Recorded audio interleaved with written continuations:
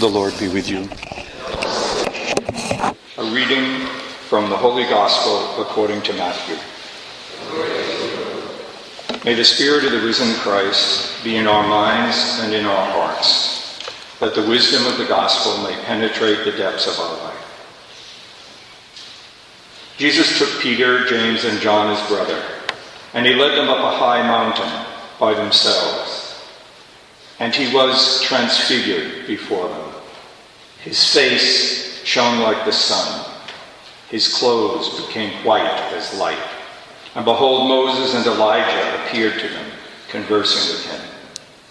Then Peter said to Jesus in reply, Lord, it is good that we are here. If you wish, I will make 3 tents here, one for you, one for Moses, one for Elijah. While he was still speaking, behold, a bright cloud cast a shadow over them. Then from the cloud came a voice that said, This is my beloved Son, with whom I am well pleased. Listen to him. When the disciples heard this, they fell prostrate and were very much afraid. But Jesus came and touched them, saying, Rise and do not be afraid. And when the disciples raised their eyes, they saw no one, only Jesus. As they were coming down from the mountain, Jesus charged them, Do not tell the vision to anyone until the Son of Man has been raised from the dead. The Gospel of the Lord. When I was the age of most of the students here, and even the age probably of some of the younger adults, the old dispensation of Lent was still in force. That is to say, this was before a lot of the revisions that came in, when a lot of the life of Catholics was organized and indeed controlled by laws which bound under pain of sin. And one of those was the Lenten fast. We fasted every day for 40 days under pain of sin if you didn't fast. The fast was not a particularly rigorous fast. It wasn't like the fast of Ramadan, say, or even the one-day fast of Yom Kippur. But it was for 40 days. And one of the functions it served very well, which is lost when we changed, probably for the better, for getting away from laws in that way. But one of the things we lost was the effective reminder that it made. Every day you remembered that it was Lent. I would bet that for many of you, since last Sunday, you may not have remembered that it was Lent. We live in a world where the number of things that pull us away into distractions and the demands of life can let something like Lent, which is not reinforced in any way. I mean, we don't change the way we live. We still have parties, we still have business, we still have all of those things. Actually, we gave you those little booklets last week as an effort, or rather at Ash Wednesday and the first Sunday, as an effort to, in a way, do what the Lenten law of fasting used to do. That is to remind you every day that's Lent, that it is Lent. And hopefully this was a good kind of reminder, much more maybe creative and liberating than maybe just the law of fasting. That is, you have to put yourself to trouble to use the book every day. You have to give up maybe not food, but something more precious to every undergraduate I've ever met at Cornell, and that is time. You actually have to stop doing something you want to do and pray that book. Use the book to pay attention to the Word of God. And that's the other thing, that you actually are not just giving up something, but you're opening your mind and heart day after day to the mind of Christ. Slowly, if the grace works, to see yourself and your world through Christ's eyes and to know yourself with Christ's heart. So that's the first thing. I have to remind myself, I remind you. Every day, this is a journey of Lent, a journey into our baptism, a journey into Easter, an interior pilgrimage into some depth of our own life. That's what's supposed to go on during Lent. And I might take the moment to remind you again of the 3 vectors of Lent, if you could call it. Aren't vectors things that, aren't they viruses that are used to deliver genes and things? Don't they call that a vector? No? Does anybody here know that? This is an extremely dull group today. Nobody sang when we were coming.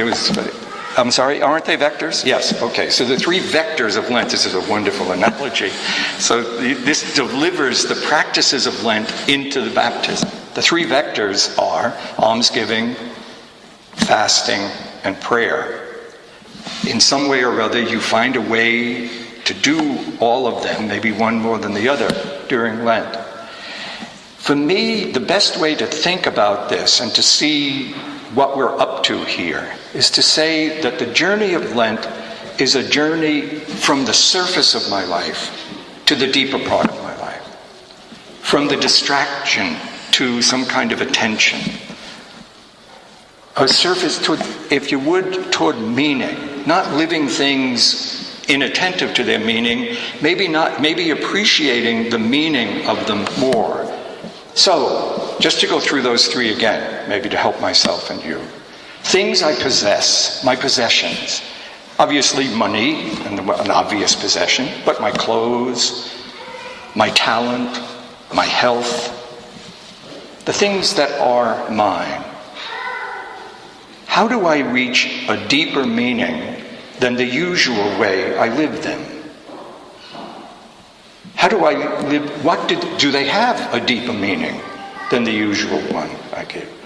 Almsgiving suggests that penetrating the way I use the things I have with mercy.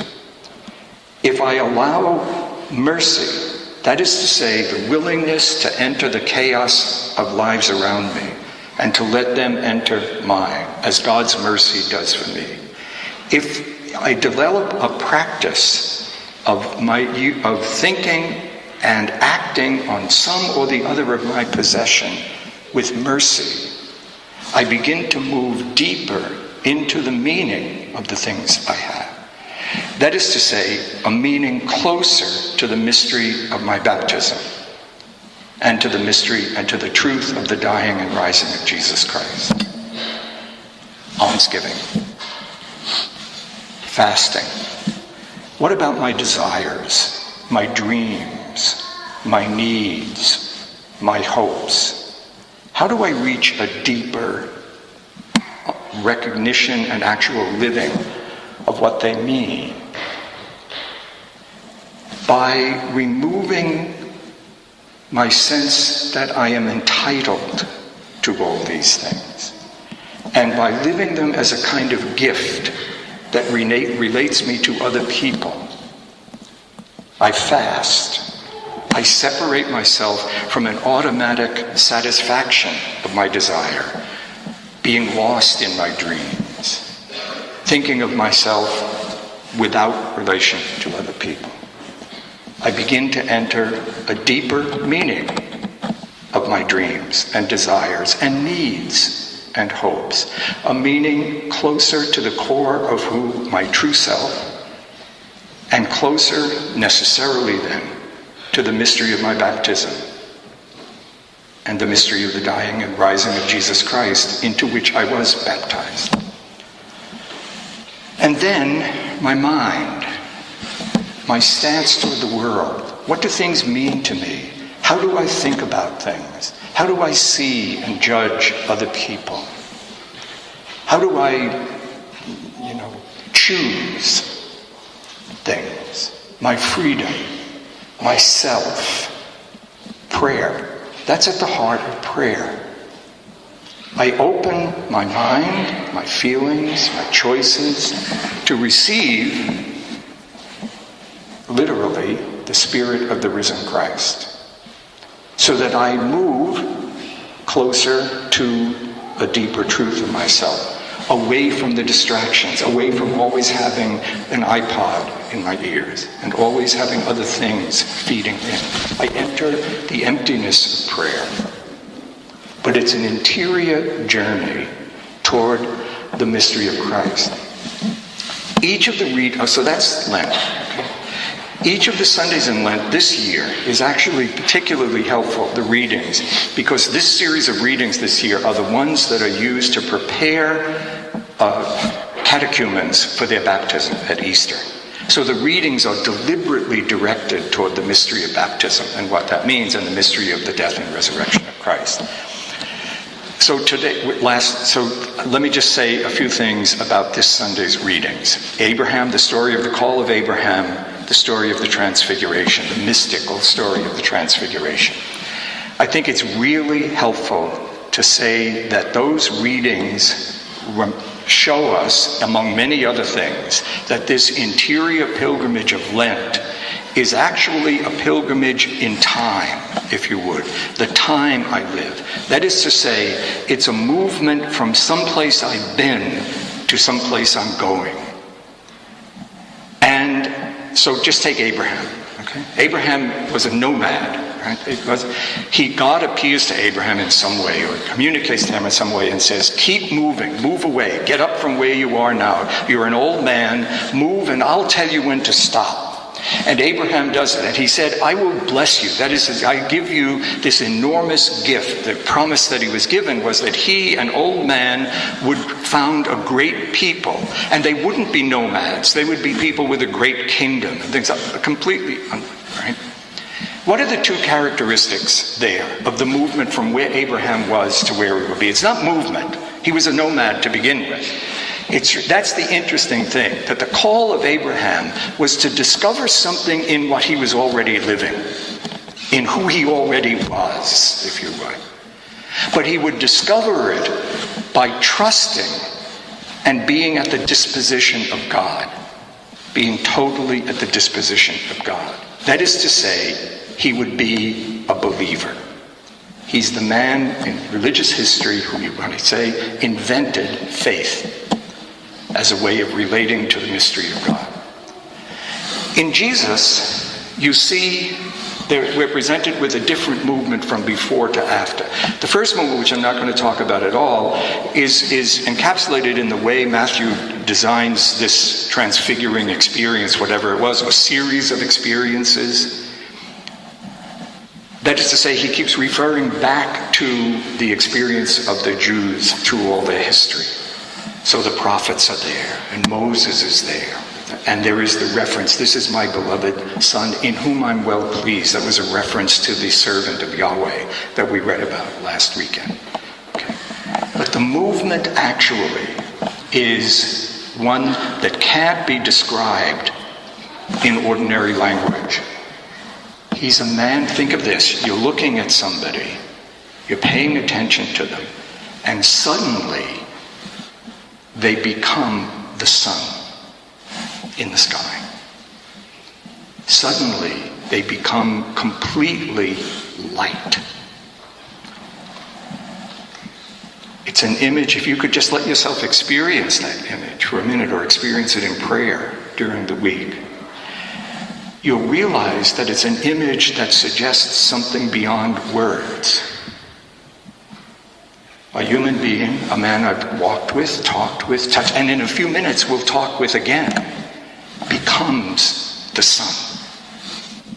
And in that experience, you find him connecting to what was and what is, and at the heart of it, talking about the journey from death to life, from what has been, which is death, into immortal life.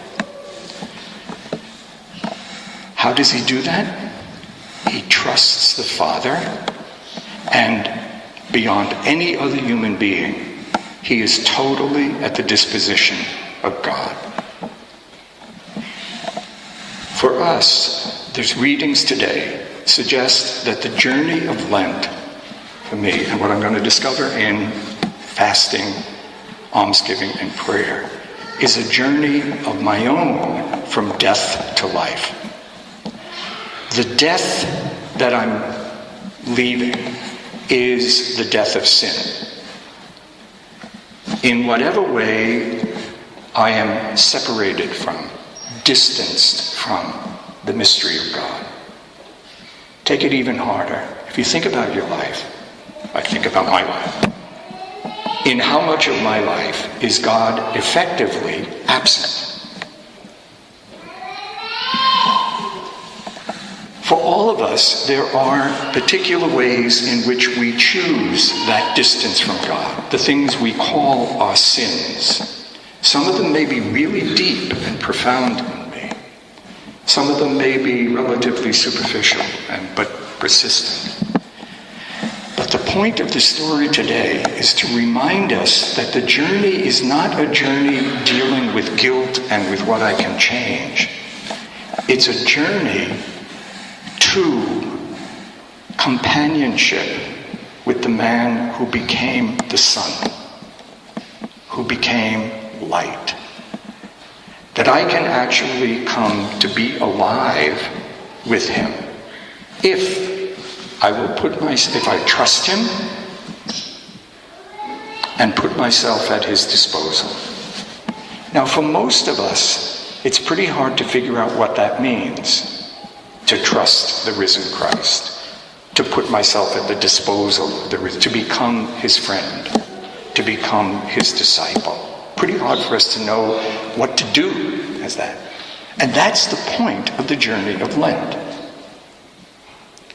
It may be that through this whole journey, I just try day after day to adopt that attitude as I think about my possessions, my desires, and the way I think about the world.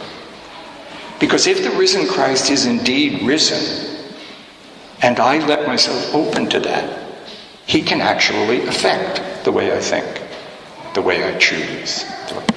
I do penance, I do whatever it is in order to free myself to be his beloved companion.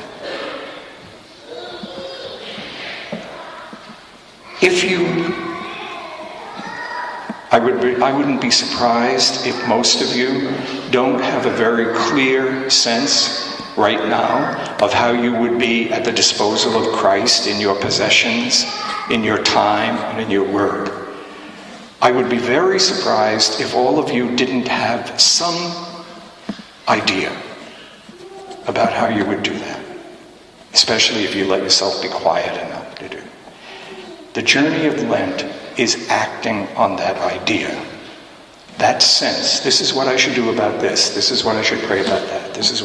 But the longing at the heart of it is this longing to become deeply a friend or disciple of the man who became the sun, the light. And yet we're still a man. That journey of Lent, which is an individual one for all of us, becomes one we take together every Sunday. The risen Christ, that man whom Matthew described, becomes personally present in our coming together, in our listening to his word, in the prayer of thanksgiving and remembrance that I will just make, and in the incredible, daring intimacy of sharing his meal.